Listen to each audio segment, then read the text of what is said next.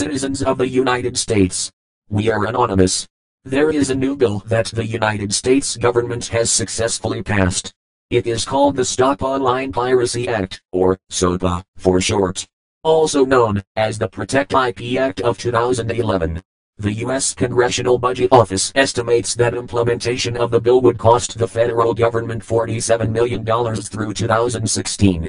It will cost you, the taxpayers, $47 million over the next 4 years. The SOPA Act will censor you from accessing certain websites and block all access to other areas of the Internet that the United States government does not want you to access.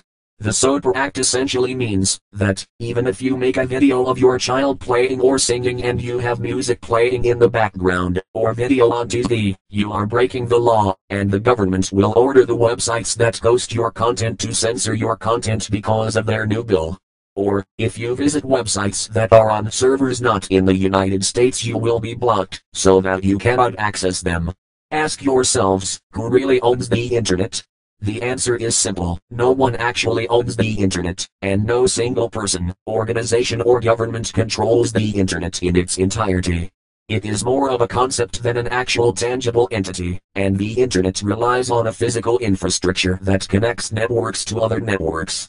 There are many organizations, corporations, governments, schools, private citizens and service providers that all own pieces of the infrastructure that make up the Internet, but there is no one entity that owns it all. How can the US government decide to block access to parts of the Internet that the US government does not even own? The SOPA Act is a direct violation to people's right to freedom of knowledge and information, and for that violation the United States government is a disgrace to the land of the free that every United States soldier has fought or died for. The United States government is essentially telling the people of the United States that they are free to do as the government tells them. If people do not follow their rules, they will arrest them for making an attempt to learn. But the government will tell the media that these people are getting arrested for acts of treason, domestic terrorism, or internet piracy. As for the United States government, who gave you the right to regulate the people's right to think outside the box and use the Internet as they see fit? If we cut off global Internet, shouldn't we also cut off all foreign affairs? Should we hinder globalization completely? Perhaps all other world trade centers are acts of terrorism by existing, as they use the Internet for commerce. The ambiguity of this bill should terrify you. This video likely will not last long on YouTube. As long as you can, download YouTube Downloader, and help us share this message.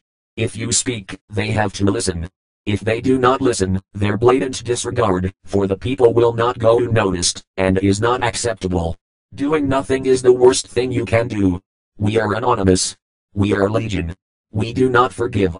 We do not forget. Expect us.